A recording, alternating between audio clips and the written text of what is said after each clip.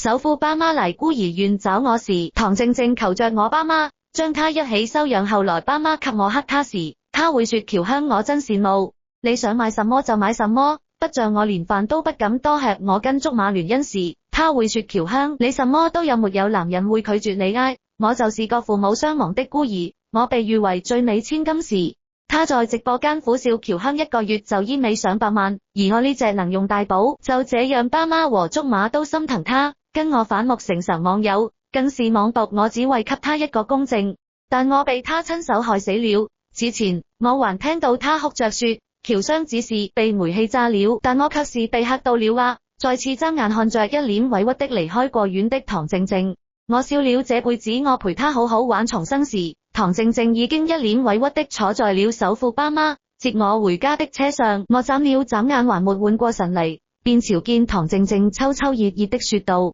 喬香我可真羨慕你，原來你居然是首富千金，有這麼好的豪車，錯不像我父母雙亡。我當下就冷笑出聲，總活一世我要是還被他的綠茶發言道德綁架，那我就是傻逼精轉世了。我張嘴就對，怎麼你自己黑死你爸媽還值得到處宣揚？你爸當初就應該忍住，怎麼沒把你射牆上呢？還是你着急上趕着認我爸媽，難道還想原地改姓叫喬靜靜？我笑了笑，也不是不行，怪我沒眼力，把你當做人了，早知道就買條狗鏈套你脖子上了。唐靜靜臉色慘白，嚇得直接忘了，繼續掉眼淚。我親媽在旁邊皺了皺眉，有些不喜。香香，誰教你這麼說話的？你可是喬家的千金大小姐，別跟個地痞流民一樣。我笑了，沒因為是親媽而嘴下留情，不好意思啊，我有媽生我媽教。正好唐靜靜不正想着，當你們女兒媽，你們認她敗，又茶又聽話長得，又有幾分知識，還能選個好的聯姻對象嫁出去。首富爸媽聽我這麼一說，兩人同時黑了臉。我親爸瞥了唐靜靜一眼，那怎麼能行？你才是我們的親生女兒。我親媽也附和着，是啊，香香，你才是媽媽的親女兒，是媽媽的錯，媽媽不該怪罪你的。家門領養靜靜，也是想着你一人回到喬家，沒個熟悉的人作伴。靜靜恰好又是個孤兒，正好帶她回家陪你一起。不過你不用擔心，你才是我們的親女兒，是不一樣的。靜靜啊，你也別心生隔閡，這養女跟親生女兒終歸是有不同的。但渣門家既然領養你了，肯定也會對你好的。我冷笑一聲，朝了朝一旁低頭攢緊拳頭的唐靜靜。這三個人我可是沒一個心存念想的。我這親爸媽心裏打的什麼主意，我前世沒看清，死了一次，經歷了這麼多，我早明白了，是唐靜靜祈求領養，她不嫁可我這首富爸媽，可不是看在我的面子上才領養她的。就連他們突然找到我也是有目的的，可前世的我沒看清，渴望着這突如其來的親情，卻反而成為了他們傷害我的利劍。唐靜靜是害我的直接兇手，而我的親生父母便是他的幫兇。不止他們，還有剛一回到喬家，我爸媽便熱情的拉着我，和我介紹着家裏的一切，將唐靜靜完全晾在一邊。香香媽媽已經叫人給你收拾好，我失了不知道你喜歡什麼顏色，便給你準備的粉色系的，你去看看，若是不喜歡，媽媽再叫人給你換。果然和前世一樣，選了個醜不拉幾的粉色。可前世我不敢表達我的想法，生怕說錯一句，連現在所擁有的都沒有了。可現在我一屁股的坐在沙發上，看也不看，便反駁了，我不喜歡粉色，都換了吧。我媽正要點頭，哪知道唐靜靜在一旁悠悠開口：喬香，我真羨慕你前一天還在孤兒院裏穿着破舊的衣服，今天便可以不喜歡的就不要，不像我什麼都沒有。多笑了唐靜靜，你腦子進水了吧？還是100度的那種廢水？你是不是看到我這樣身心健康沒有性病的市民，打心眼裏憤恨呢？你啥也沒有，那不也得怪你命不好嗎？那需不需要我幫你塞回你媽子宮回爐種着一下？唐靜靜臉上閃過一絲怒意，卻很快消失不見。她暗了5眼眸，眼淚說嚟就嚟，香香對不起，我不是這個意思，我只是我媽在旁邊埋的，瞧了我一眼。香香靜靜好歹是我們領養回來的，你怎麼能這麼欺負人家？等下被外人知道了，傳我們喬家對靜靜不好，人家會怎麼看我們喬家？怎麼看你？他頓了頓，隨即小聲嘀咕了一聲，明明都是同一個孤兒院出嚟的，怎麼相差這麼大？我輕笑一聲，低頭玩弄着我的手，但凡他們仔細瞧瞧，也能看得出嚟唐靜靜那白嫩的手，和我這長滿相見的手，哪怕是同一個孤兒院出嚟的，那也確實是相差極大。我和唐靜靜在孤兒院時，並不熟，因為她和我們不同。她從來不與我們一同上課玩耍，我們需要自己動手收拾碗筷，做清潔自己的衣物，自己洗，可她從來不用。她總有新衣服穿，什麼東西都是她第一個擁有。她常常和院長待在一起。前世她在我首父爸媽嚟孤兒院接我時，她祈求帶她走，爸媽問過我的意見，我猶豫了一下，也答應了。可她不僅未做感恩，還為了奪走我的一切，而將我害死。這一世，我重生歸來時，她已經坐在了喬家的車上。我不清楚這一次她是怎麼被領養的，可這些都不重要。我既然已經重生了，那自然不會再重蹈覆轍。我媽最終還是將那一堆醜了巴隻的粉飾立即給換了下來。香香，時間也不早了，媽媽帶你回臥室休息吧。我點了點頭，跟着她走到了我的臥室前。一打開臥室門，一旁的唐靜靜眼裏就止不住的艷羨。果然下一秒，唐靜靜便開了口，哇，香香，你房間可真漂亮，不像我還從來沒住過這麼好的房間。我笑了，媽，人家這是在問你她住哪呢？唐靜靜有些尷尬，連忙解釋，阿姨，我不是這個意思的，我只是許久沒有獲得家人關愛。看見香香，唐靜靜隨即垂下頭，用手捂了捂眼睛。我媽還真就吃這招，立即將唐靜靜拉了過去。靜靜啊，別傷心了，你瞧啊，姐姐一開始也沒想着多帶人回來。我媽看了看我，香香啊，要不然今晚就讓靜靜跟你住一起先。我冷冷瞥了一眼縮在我媽懷中的唐靜靜，她低着頭輕輕彎着嘴角笑死了。她不會以為我會對我親媽言聽計從吧，我也是，畢竟在孤兒院時我是出了名的聽話。我淡淡一笑，直接將唐靜靜的臉抬了起來，和我住一起不可能。她不是羨慕那醜不拉幾的粉飾嗎？把那堆床單被套給她打個地鋪拜。唐靜靜錯愕的看向我，香香，人家靜靜好歹跟你是同一個孤兒院出嚟的，你為什麼要對她成見這麼大？不願意你跟媽媽說就好了啊，幹嘛要這樣沒有素質？你們孤兒院怎麼教你的？虧你們老師還說你在孤兒院裏一直是最聽話最乖巧的孩子了。我挑了挑眉氣笑了，說話這麼好聽，上完廁所一定擦過嘴了吧？喬香，你我怎麼了？我沒人叫你是才知道嗎？我沒素質怎麼了？能當飯吃沒素質，那我不還是你們女兒喬家的千金嗎？閉嘴吧，你別跟我說話，我有潔癖。我直接推開了站在一旁的唐靜靜。唐靜靜，你以為四海之內皆你媽啊？還處處都得讓着你啊？你過你了不起，你沒親情關我屁事。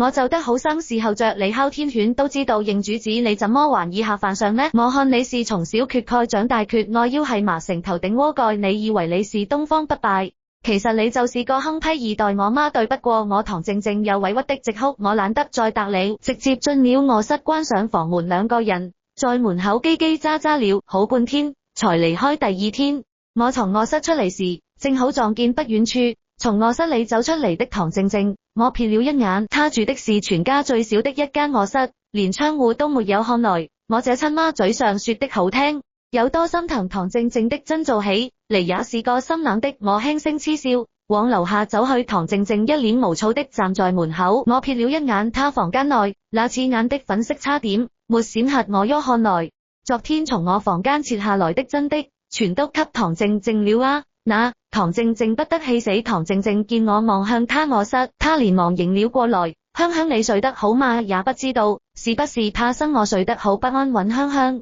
我也就和你熟悉了。唐靜靜滿眼希奇的望向我直接笑出了聲。唐靜靜，你什麼牌子的塑料袋啊？這麼能裝渣？我連夜跑去拗山讓大佛起身替我讓座，好聲好氣的侍候着你怕生，那你回過院去啊？那你不老熟悉了嗎？還有貼心的院長呢？唐靜靜猛然抬頭警惕的看向我，你知道什麼？我看來這一次他沒有告訴過我呢。我笑了笑，拍了拍唐靜靜的臉，我不想拿那些事嚟罵你，你也是受害者，我可以給你面子，但你別得寸進尺，否則我發起瘋嚟指不定說漏嘴了。唐靜靜渾身顫抖，徹底撕下了他弱不禁風的模樣，惡狠狠地盯着我，朝像你他媽，我直接一巴掌打在了唐靜靜臉上，鮮紅的手掌印掛在了臉上。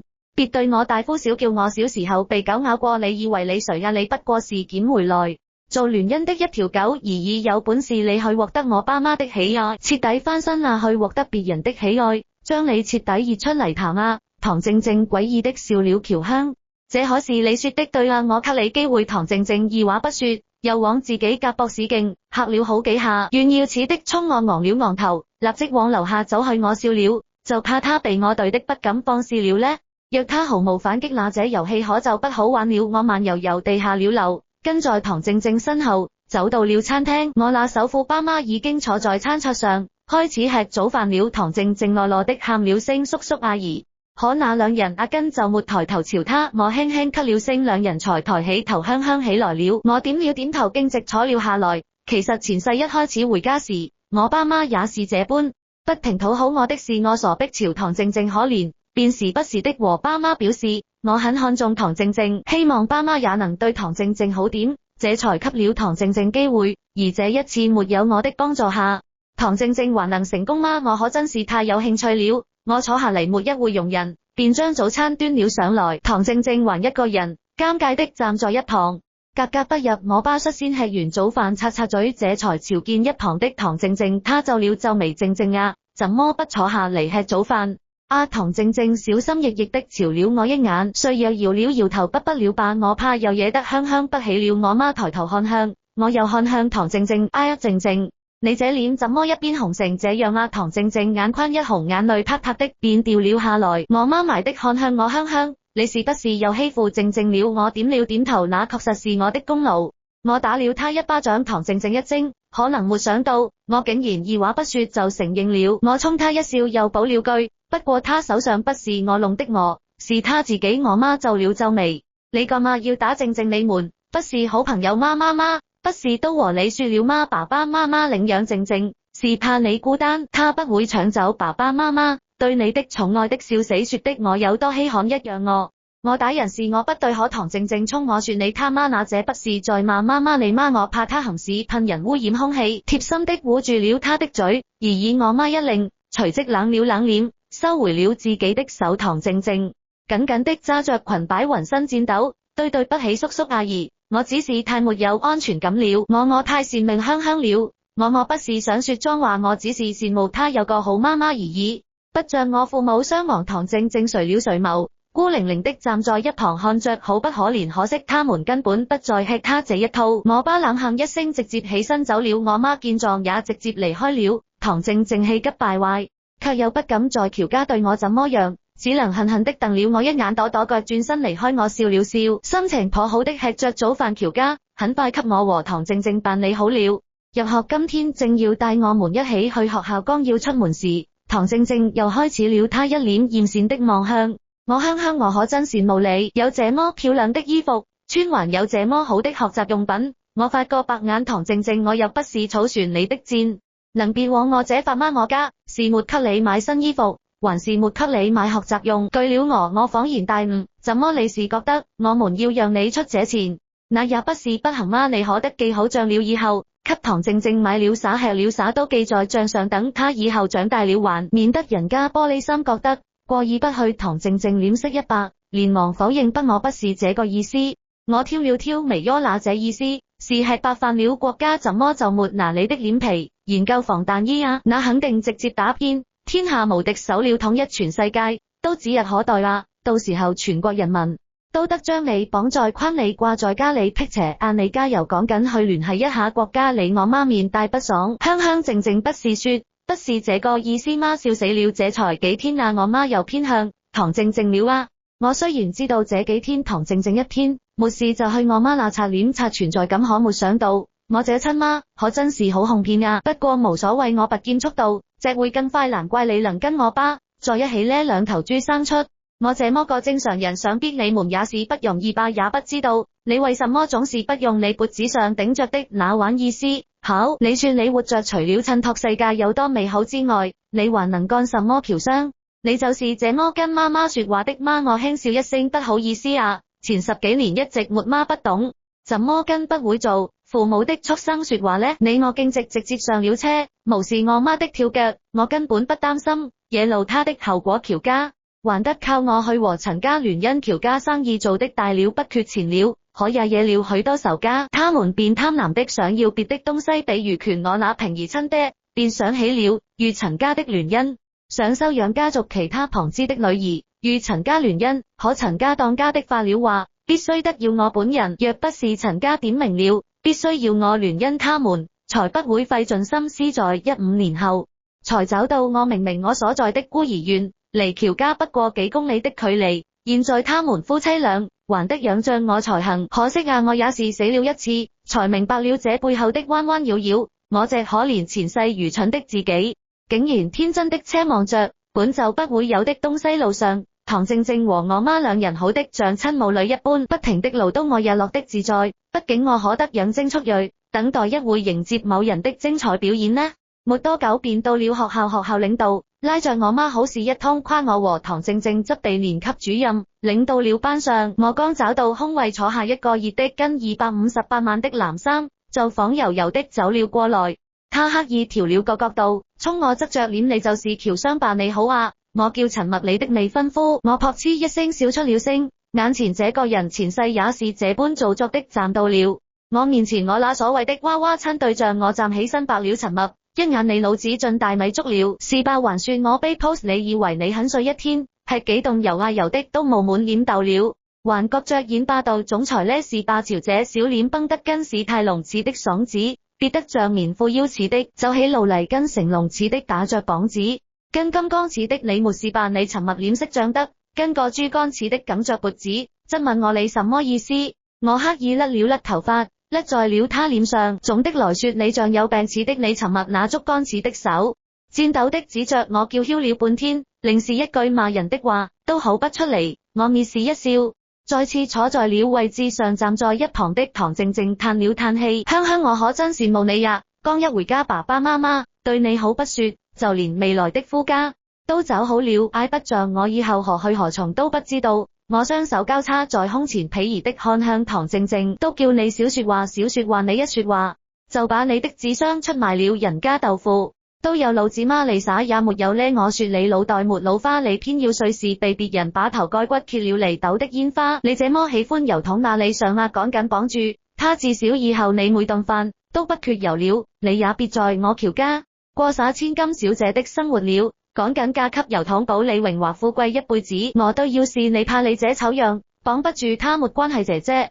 我大發慈心的教你，一朝出門直走衛生間，你倆趕緊去搞一波，趕緊懷個小油桶走上人生巔峰。唐靜靜小臉一皺，眼眶一紅，眼淚跟不要錢似的一直往外流。香香你怎麼可以這麼污衊我呢？你明明知道我不是這個意思的。他嬌滴滴的看向一旁的陳默，陳默同學你不要介意，香香說話一直是這樣，口無遮攔的。他在孤兒院時也是這樣，恐怕一時適應不了自己喬家大小姐的身份。陳默同學可別介意給香香一點成長空間。不，我知道陳默同學是香香的未婚夫，我不會亂嚟的。香香你也別這麼把我當假想敵。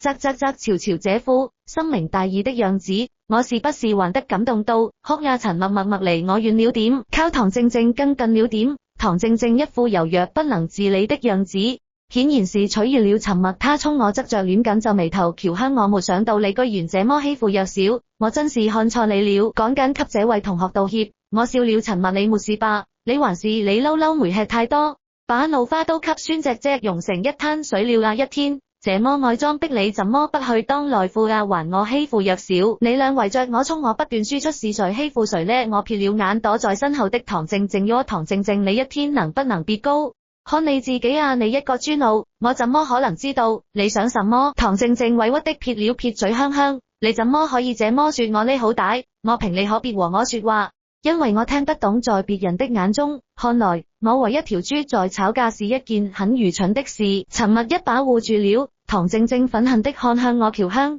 你給我等着，我今晚就回家取消我們的婚約，和你這樣的秋人聯姻簡直掉價，我笑的想死。那感情好你快去啊，最好是啊直接換成唐靜靜對吧？唐靜靜臉上閃過一絲欣喜，陳默緊蹙眉頭正要開口，結果老師走了進來，陳默你在那站着幹嘛呢？上課了，還不快回自己的位置上去。陳默立即鬆開了。唐靜靜輕咳了一聲，自認為帥氣的歪了歪頭，邪魅一笑，走回了自己的位置上。唐靜靜二話不說，直接跟着陳默的步伐走了過去。我忍不住無聲的休了一下，前世我就受不了陳默這樣，可偏偏我那親爸媽交代了一定要和陳默打好關係以後，那可是要和他結婚的我媽，甚至還威脅我，你要是不聽話，爸爸媽媽就再也不愛你了，把你送回孤兒院去。可憐的我就為了那虛無縹緲的親情忍氣吞聲，結果哪知道人家早就和唐靜靜糾纏不清了。老師掃視了一眼，教室扶了扶眼鏡，嗨嗨，同學們，今天渣門班上新嚟了兩位同學，大家鼓掌，讓他們上來自我介紹一下。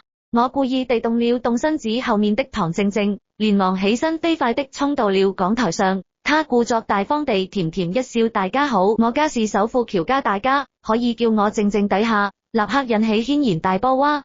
她就是喬家最近剛走回來的那個失散多年的喬家大小姐啊，不是瑞士從孤兒院找到的嗎？孤兒院伙食這麼好的嗎？看着不像啊，嗨，你懂什麼？肯定是回家了，狂補了一波啊。我了然於心一笑，前世唐靜靜就是這麼自我介紹完以後，同學都以為她是喬家的大小姐。至於知道真相的沉默小嘴一閉，充耳不聞。就因為這唐靜靜還無意的在我面前提起了她姓氏的事，香香，對不起啊，我也不知道同學們會認為我的身份的，不過我確實是被喬家領養的，在姓唐不太好吧。他慫恿着我去給我父母提了這件事，讓他從唐靜靜變成了喬靜靜。後來他更是害得我網暴被全網唾罵是最孤獨的千金，我爸媽徹底放棄我，轉頭將我趕回孤兒院。可唐靜靜根本不願意放過我，他故意引走了眾人，將我關在了別墅，打開了煤氣閥門，點了一把火，將我活活炸死。我的一時心軟，竟然將我推入深淵。既然老天給了我一次機會，從頭來過，那這一次我誰都不會放過。我淡淡一笑，起身走向了講台。不好意思，各位唐靜靜同學，和我同一個院出嚟的，他精神不太好，我們將他領養回去後，他似乎記憶有些錯亂了，我對了我淺言如笑。我叫喬香，底下瞬間又鬧了起來，撒剛才那個不是說自己是喬家的嗎？結果是領養的，難怪我覺得他那自我介紹怪怪的，不應該直接說我姓甚名誰嗎？結果嚟個大家可以叫我靜靜，而不是重點，不應該是他腦子有問題嗎？這種腦子有問題的為什麼還能進我們學校啊？嗨，還不是看着喬家的面子被這唐靜靜恐怕不是腦子有問題，是想上位吧。底下的嘲諷聲絡繹不絕，唐靜靜臉色慘白，雙手緊緊攢住衣臂，救了不遠處的陳默，猛然起身拍着喬香，你幹嘛這麼欺負唐同學？為什麼要讓人家如此難堪？你一個女生怎麼心思這麼惡毒？我挑了挑眉，直接走向陳默的座位，我拿起陳默桌上的書本，挑釁的拍在了他的臉上。陳默，你一天不裝逼你會死，一天就拿你這張側臉對着我，怎麼小時候掉臭水溝你，臉不對稱了，我怎麼就欺負人了？大家不都看着的嗎？我也不過就是說事實而已。唐靜靜自己腦子有病，眼淚跟個循環水一樣持續不斷的流，難道就是別人的問題了？陳默想出頭，請英雄，你也不看看你那樣，你左看像白痴，右看像傻子，上看像頭豬，下看像頭雷，臉型跟電視機似的，不知道看你臉就像電視機配的插座，女人看見你嘔吐，男人看見你都得陽痿潮香。你我默然的回過頭，看向站在講台上一臉懵的老師。老師介紹完了，可以開始上課了嗎？啊，對，上課，快回自己的位置上去吧。我嫌棄的朝了眼，臉漲的通紅的陳默，直接回到了自己的座位上。唐靜靜本還想在講台上表演一番，結果直接被老師請回了座位。晚上吃飯的時候，首富爸媽又拉着我噓寒問暖，香香啊，今天上學怎麼樣啊？和同學相處的怎麼樣啊？有沒有認識一個叫陳默的男生啊？我冷笑了一聲，當然認識了，我的未婚夫嘛。他說要取消我們的婚約，我還要和唐靜靜聯姻呢。我爸臉色一變，直接氣的將筷子摔向了唐靜靜，胡鬧唐靜靜，是不是你幹了什麼？我告訴你，有些東西不是你可以肖想的，你就是喬家的養女而已，別給你臉不要臉。我媽連忙拉了拉我爸說那麼重的話，幹嘛你都沒問過？具體發生了什麼事呢？恨者還用問媽不言平白無故，為什麼扯到他也不知道。這唐靜靜給我媽灌了什麼迷藥，讓她這麼快就偏心的找不到北了。我挑了挑眉，看向一旁臉色慘白的唐靜靜，安靜的等待着她的表演。叔叔，我沒有陳默同學，只是說要和香香取消婚約而已。他欲言又止，小心翼翼的望了我一眼，又故作害怕似的躲閃的眼神。陳默覺得香香是個粗人，所以才找我爸皺了皺眉。香香怎麼回事？你知不知道和陳家的聯姻有多重要？陳家雖比不得我們喬家，可他家從政，對我們家能起很大的幫助，你懂不懂啊？我故作無辜的望向我爸，我不懂啊。你們將我找回來的時候，明明說的是這麼多年一直沒放棄尋我啊，難不成你們找我回來只是為了和陳家聯姻嗎？爸媽被我說中了心思，一時無言以對。我冷笑再說了，我可沒幹嗎？不過是在唐靜靜自我介紹的時候，說自己是喬家的，我好心的解釋了一下她的身份，而以免得人家到時候誤會了，還以為她才是喬家大小姐的話。剛落我爸直接氣的猛拍桌子，就連我媽都氣的變了臉色。我默默放下筷子，起身回了房，身後盡是他們二人唐靜靜的聲音。我懶得聽，畢竟上一世他們就是這麼數落我的，那些話我早就聽熟了，這一世不過是還給唐靜靜而已過了。沒一會，唐靜靜怒氣沖沖的推開了我的房門，喲嘿嚇啊！唐靜靜掃視了一圈，眼中止不住的嫉妒，畢竟我的房間可是比他大了3倍。不止他恨恨的將門關上，一轉身便開口質問喬香，你究竟想幹嘛？你明明說了你給我時間的，你都擁有那麼多了，讓給我一點寵愛怎麼了？我不禁嗤笑，我沒給你機會嗎？沒給你時間嗎？我媽不是已經偏向你了嗎？是你自己不爭氣呀，舔的不稱職啊！你自己廢物還要我嚟等你？你以為你在演瑪麗蘇灰姑娘的童話故事？我上下巡視了他一番，拍了拍他臉，我看啊，你要不還是走走路路沉默，肯定把持不住，到時候你怕能好侵蝕。可得謝謝我啊！唐靜玲厭惡的拍拍我的手，不用你嚟教我怎麼做。喬香，你給我等着，我一定會讓你跪下嚟求我的。他憤憤的轉身開門離開，突然踉蹌了一下，伴隨着一聲尖叫聲，倒在了地上。我爸媽聽到聲響走了出嚟，怎麼回事？又在鬧什麼？唐靜靜狼狽的趴在地上，眼眶一紅，委屈着看向我爸媽，叔叔阿姨，這不怪香香，我嚟向香香道歉。可香香可能正在氣頭上，推了我一把，是我的問題，是我沒站穩。我媽的心腸又軟了起來，當下便要過去將唐靜靜扶起來，一邊還忍不住埋我想想，你也是人家都跟你道歉了，你還推人家幹嘛？你的教養呢？我忍不住翻了個白眼，說你笨，你不笨，你拉屎。又知道像你這麼信唐靜靜的話，不會唐靜靜是你的私生女吧？我這話一出，我爸詭異的望了一眼我媽立即炸了，姓喬的你什麼眼神？我跟你講不是這麼回事，恨別以為老子不知道。你外面那些彎彎繞繞的，你他媽好意思說我？你先把你外面的小情人解決好了吧。我挑了挑眉，有些意外，看來我家也是好多的瓜眼。見兩人越吵越烈，唐靜靜有些着急，立即驚呼一聲，將他們的注意力勾了回來。我勾了勾唇，指着地上的唐靜靜說道，雖然吧，我還真沒推他，不過唐靜靜可不是嚟和我道歉的，她是嚟求我將沉默讓給她的。我爸媽聽見我這麼一說，臉色瞬間一變，將怒氣直接發洩在了唐靜靜身上。我爸一腳踢在了唐靜靜肚子上，媽的老子，剛才怎麼跟你說的？你是記不住了這他媽？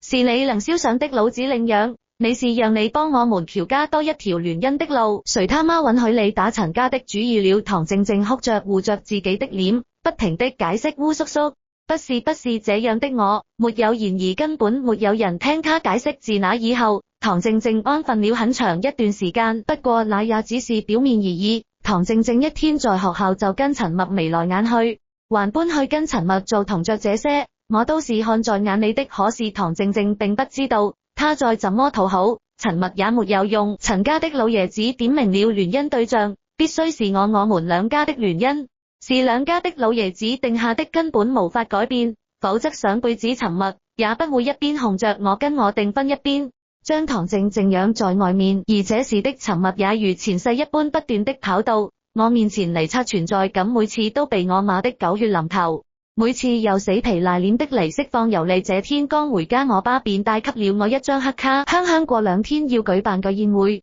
正好宣布渣門和陳家的聯姻卡，你拿着隨便逛，到時後有很多政界的大人物，你可千萬不能丟了我們喬家的臉面。我垂了垂眼眸，看着手中的黑卡，無聲的笑了。我爸剛一離開，唐靜靜便在一旁嘆了嘆氣。喬香，我真羨慕你想買什麼就買什麼，不像我連飯都不敢多吃。我面無表情的收好了黑卡，看向一旁矯揉造作的唐靜靜。最近她不作妖了，我都沒地方發瘋了。這不白送嚟的好機會嗎？飯都不敢多吃，是怕被我們發現你是豬的是什麼？還是說你是怕我們知道你嘴裏裝着的都是屎啊？不是吧，不是吧，你脖子上長的不會是公共廁所吧？那確實一天飯也不敢吃多少，畢竟一天吃那玩意，早吃飽了吧？喬香，你跟誰兩整那表情呢？我欠你貸款要到期了，還是怎麼的？有空在這吃屎，怎麼不趕緊去找你的情哥哥，好好在床上求求他給你買條漂亮裙子。唐靜靜心有不甘的躲了躲，腳恨的瞪了我一眼，便連忙跑回了臥室。估計又是去和陳默去哭訴了。陳默突然聯繫了我，香香過2天你家要開場宴會，你知道吧？走哥帶你去逛街，想買什麼買什麼。我笑了，有人白白送錢，我幹嘛不答應？而且說不定又能拍到什麼好玩的呢？我欣然接受了。到了商場，便看見唐靜靜站在了陳默身邊，兩人眼睛都要拉絲了。我故作生氣的衝了過去。陳默他為什麼在這？陳默衝我，側着臉插着兜衝我，展露着他的下顎線。香香，唐靜靜不是你妹妹嗎？我正好和他在這撞見了，就一起慣拜你是姐姐，你懂事點？唐靜靜也順勢挽着陳默的手，挑人的看向我是阿里可得懂事點呢？我的好姐姐，我是勁嚇了嚇大腿，才忍住了笑意。行吧。唐靜靜使勁的扭着腰，挽着陳默到處逛，我故作恨的跟在他們身後，兩人領着我進了一家女裝店，我隨意挑了幾條便進了更衣間。2分鐘後，我偷偷掀開了簾子，看向了正難捨難分的兩個人。唐靜靜坐在陳默腿上，手推着陳默的胸肉，佢還迎哥哥不要嘛，等下香香出嚟了，看見了不就露餡了。陳默斜眉一笑，雙手不老實的摩擦着小騷貨，現在才知道害怕了。我看你扭的那麼騷，是不是剛剛哥哥沒餵飽你呀？才沒有的事。我冷冷一笑，直接趁他們不注意離開了宴會。當天我爸媽不停的拉着我介紹人，而唐靜靜還是不時湊了過來。我爸媽臉色有些不滿，但礙於外人在便忍着了。不過我就怕一會他們可忍不住，好不容易等到了宴會高潮，正在我爸剛宣布完婚約的時候，我站了出嚟。等一下，我示意了工作人員將我早就準備好的視頻放了出嚟。視頻裡唐靜靜是如何衝我挑釁，又是如何勾搭楊這未婚夫的，全都被放了出嚟。唐靜靜臉色慘白，不可置信的看着我，想不到吧？你那豬腦又怎麼可能想得到呢？那天啊，我可是在衣服上放的微型攝像頭啊！唐靜靜，你可得好好謝謝我。盡此視頻你可是真成名了。我看向底下不停閃爍着燈光的相機，還有議論紛紛的人群，開心的笑了。陳家是最快反應過來的，連忙讓人將視頻切了碎，是合成的。那些政界大佬氣的紛紛離席，我爸媽根本沒空搭理我，跑去不停的賠罪。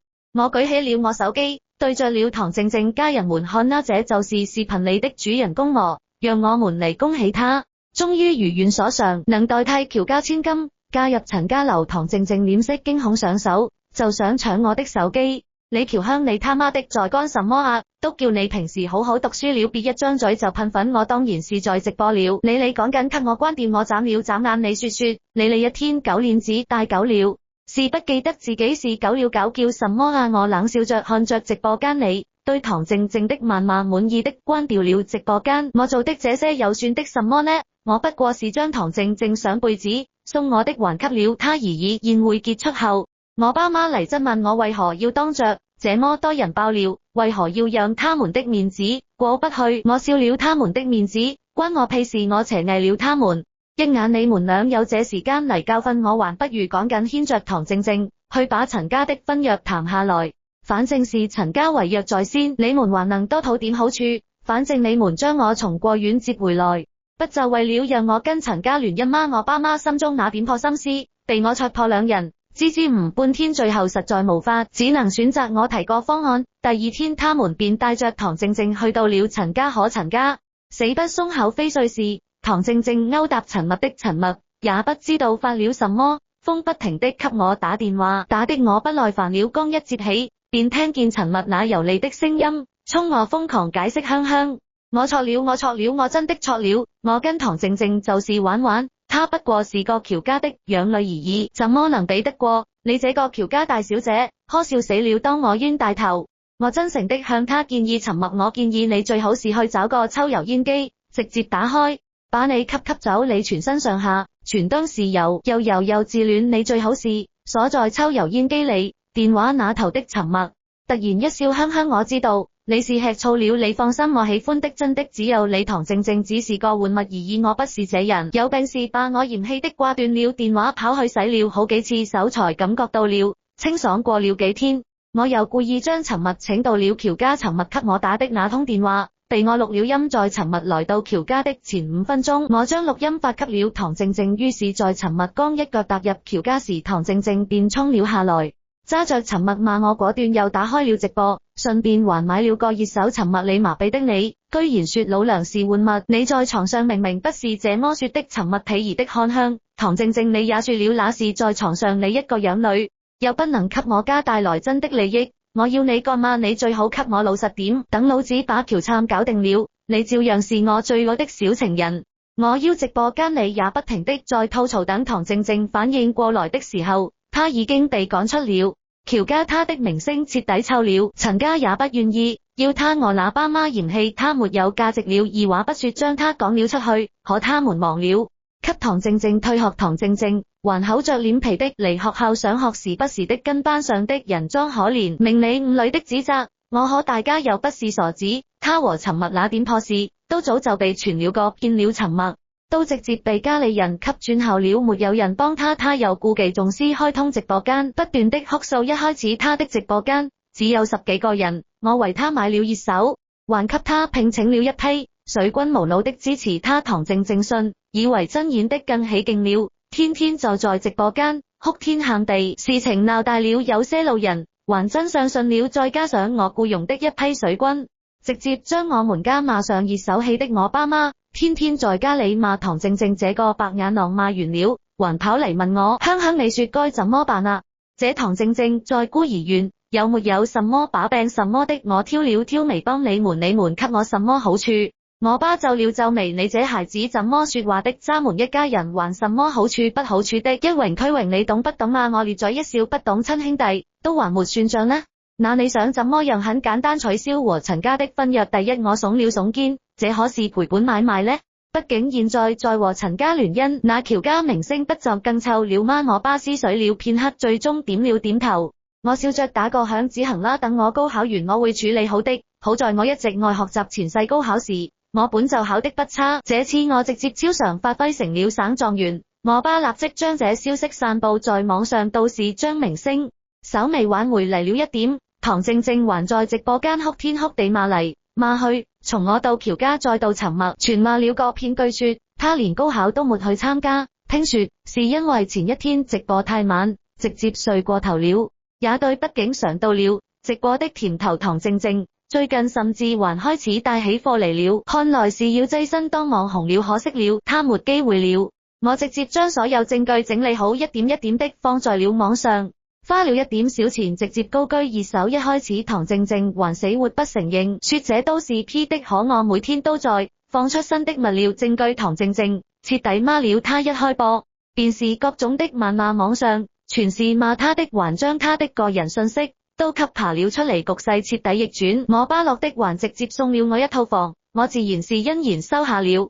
唐靜靜突然給我打個電話，香香，我知道錯了喎，你可不可以給我一個機會原諒我？我無聲的笑了笑，見我沒回話，唐靜靜在電話那頭着急的詢問，香香，你明天和叔叔阿姨在家嗎？我能嚟家裏親自和你們道歉嗎？嚟家裏，我彎了彎嘴角，好啊，明天下午15點你過來吧。電話那頭的唐靜靜的語氣明顯激動了許多。好好，我一定會準時嚟的。我掛斷電話後，立即聯繫了陳默。唐靜靜可別說，我不幫你，你可一定得準時嚟呀。我哄騙爸媽，讓他們在家裏呆着。很快陳默也來到了喬家，距離15點還有10分鐘時，我借口離開了家。過了半小時，我才慢悠悠回到了喬家，迎面而嚟的便是消防車與警車。我急匆匆的跑了過去，揸了一名警察，着急的詢問警察叔叔，我家這是怎麼了？警察疑惑的看向我，你是這家的？我是這家的女兒喬香。警察嘆了嘆氣，安撫的拍了拍我的肩膀，你家煤氣泄漏遇上明火爆炸了，房子裏的人無一幸免。妹妹，你很幸運，還好你不在家。我低頭假裝哭泣，跟着警察的安排前去錄了筆錄幸運。我不過是幸運的又重生了一次而已。在唐靜靜給我打電話時，我便猜到了她想要幹什麼，於是我以商討聯姻的名義叫嚟了陳默。我在出門前將煤氣灶打開了，我還給我爸媽還有陳默倒了好幾杯酒，準備好了一切我才出了門。陳默這個人只要喝了酒就會控制不住情緒，這還是前世事。我偶然發現的，他在看見唐靜靜後必定會和他吵起來。陳默愛抽煙，包中隨時都帶着打火機，只需要他在怒氣中掏出打火機，輕輕一點噴，一切都結束了。而我不過是突然出門去了趟附近的超市，準備晚餐的食物而已。我幸運的活了下來，我雖然一夜之間成為了死爹死媽的孤兒，可我卻是個繼承了幾十億遺產的孤兒。討厭的人都死去了，我也終於重啟我的人生。按鈕傳聞完。